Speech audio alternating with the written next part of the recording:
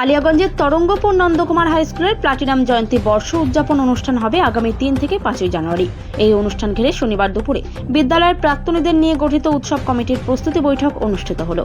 এই বৈঠক শেষে তরঙ্গপুর নন্দকুমার হাই স্কুলের সহকারী শিক্ষক এজাবুল হক জানান, 1950 সালের 3রা জানুয়ারি এই বিদ্যালয়ের পথ চলা শুরু হয়েছিল। তরঙ্গপুরের বাসিন্দা স্বর্গীয় সতীশচন্দ্র ঘোষের হাতে প্রতিষ্ঠিত এই শিক্ষা প্রতিষ্ঠান গুটি গুটি পায়ে 75 বছর পূর্ণ করেছে। এবারে বিদ্যালয়ের প্লাটিনাম জয়ন্তী বর্ষ উদযাপন অনুষ্ঠানের সূচনা হবে 3রা জানুয়ারি সকালে প্রভাত ফেরির মধ্য দিয়ে। দুপুরে মূল অনুষ্ঠানের সূচনা হবে।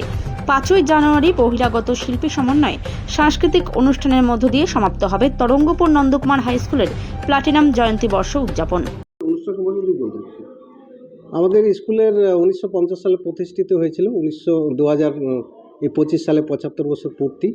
সেই 75 বছর পূর্তি উপলক্ষে আমাদের প্রাক্তনীরা 50 বছর 60 বছর পূর্তি পালন করেছেন। ফলে সেইটাকে সামনে রেখে আমরা 75 বছরটাকে কিভাবে সুন্দর করে পালন করতে পারি, তাই প্রথমে একটা কমিটি, প্রায় 160 জনের কমিটি গঠন করে নানান প্রক্রিয়া করে আমরা প্রাক্তনীদের আমন্ত্রণ করে কিছু আর্থিক সহযোগিতা নিয়ে আমরা প্রায় 3 দিনব্যাপী একটা বড় প্রোগ্রাম হাতে নিয়েছি, যেটা জানুয়ারির প্রভাত ফেরি দিয়ে শুরু হবে।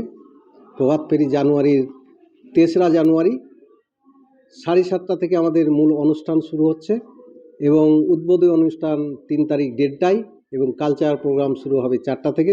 3 তারিখ আমাদের ফুল প্যাক প্রোগ্রাম, একেবারে রাত্রি 11:30টা পর্যন্ত।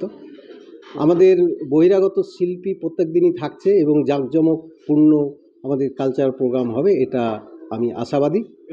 এবং 5ই জানুয়ারি আমাদের রক্তিম চৌধুরী এবং জ্যোতি শর্মা বহিরাগত এবং জি সারে বাংলা এবং প্রখ্যাত শিল্পী তারা আসছে পারফর্ম করতে।